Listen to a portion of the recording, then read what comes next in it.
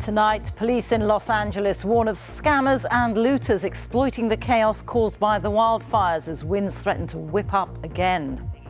This film from fire department helicopters shows what emergency workers are still dealing with, while on the ground... It's really sad. I feel so bad for my parents. It's all gone. Good evening. Scammers and looters have been taking advantage of the wildfires in Los Angeles, according to police, with one man dressing as a firefighter to try to burgle a home. 16 people have died in the fires and 16 are missing. And with more strong winds forecast, the threat remains high. One of 4 fires burning through Los Angeles, the Kenneth fire, is now 100% contained, meaning they've stopped it spreading. But firefighters are trying to prevent the biggest of the wildfires, Palisades, from reaching the affluent suburb of Brentwood. They're trying to stop the devastation already seen in the Palisades village. This video shows the before and after in the upscale shopping area. On the left is what it looked like in March last year. On the right is how it looks now. Here's Emma Vardy with the latest from Los Angeles. The race to stay ahead of the deadly fires enters a 6th day. Helicopters fly just above the smoke. Below, the flames rage. But just as progress is made, other areas ignite. In the fire's wake, residents continue to journey back to where their houses once stood. For one, the reality is overwhelming. Oh my God. I felt like a zombie since Tuesday. Can't sleep. You literally cannot sleep. You just replay. Sabrina, another Palisades resident, picks through what is left of her childhood home. My bedroom was in the front over there with my sister. You know, it wasn't that big of a house, but it had everything we needed. It's really sad. I feel so bad for my parents. It's all gone. There have been repeated warnings for people to stick to nighttime curfews, police urging the need for order. I saw a gentleman that looked like a firefighter, and I asked him if he was okay because he was sitting down. I didn't realize we had him in handcuffs. We were turning him over to LAPD because he was dressed like a fireman, and he was not. He just got caught burglarizing a home. That was my house. This is the main house. With tens of thousands of people staying in emergency hotels and shelters, they're safe for now, but have no idea where they will go next. Serenity's family of 11 fled minutes before their home burned. People like me without insurance, we don't know what we're going to do. We're at shelters like this. We are going all around town. Some of us have lost our cars. Some of us have lost our sense of being. The city faces a massive task to provide housing for the areas that are lost. The scale of the destruction in neighbourhoods is vast. Whole schools gone. As you know, our beloved South Campus has been severely damaged by the recent fires, and many of our families and staff have experienced great personal loss. Crews had begun to slow the spread of the Eaton fire, but strong winds are driving it back into life. There's helicopters flying just above us, just dropping water now, trying to keep those flames at bay. Above and below, they battle on. Fire crews are now focusing their efforts up in the Los Angeles National Forest above Altadena, where a new area of the blaze has just opened up.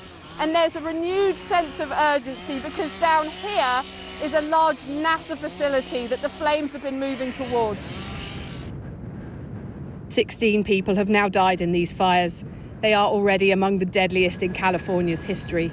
And officials say the death toll will rise. Well, just in the time that we've been up here, we've been watching the firefighters make some progress holding back that line of fire that has been creeping closer. And across LA, they've been boosted too by the arrival of extra crews from Mexico and from Canada as they try to sustain this monumental effort day after day. Now, in those devastated areas where the fire has passed through, there is a new task, and that is going to be the removal of tons and tons of debris, another huge task which comes in now as part of the recovery process.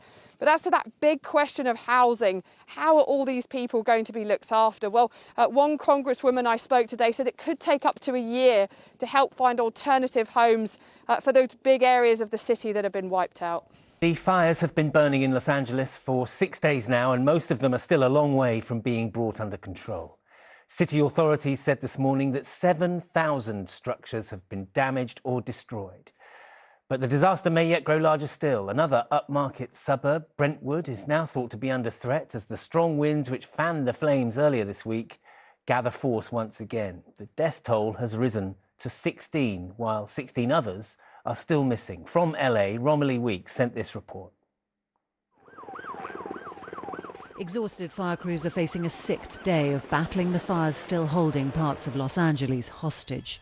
Today there's an enormous effort in the air and on the ground to halt the progress of the largest blazes before even stronger desert winds return. We know that elevated critical fire weather conditions will continue through Wednesday. The Los Angeles County Fire Department is prepared. These winds, combined with low relative humidities and low fuel moistures, will keep the fire threat in Los Angeles County very high. The death toll has now risen, with more still missing. This area, Altadena, now entirely cordoned behind National Guard lines, suffered the greatest losses. How are you not? Home sweet home. Returning to the smouldering remnants of their house, we met Shant and Natalie. They had minutes to pack a few boxes when the fire approached. This front door that's here, it wasn't here. It was facing this way. Their escape as the wind sent embers flying down the street and bent the trees, captured on their doorbell camera. And once it jumped there, within about 5 minutes, this whole bottom of the hill was just completely red. And then the complete destruction of their house filmed by their neighbors. It held everything we've ever had memorized, bought, used, thrown away, fought over, celebrated over, every birthday party, anniversary, you know, birth, death, you know, it hurts. Here, the neat gardens and white picket fences of everyday America give way to scenes of utter apocalypse. Police are now combing through the destruction block by block, looking for the missing.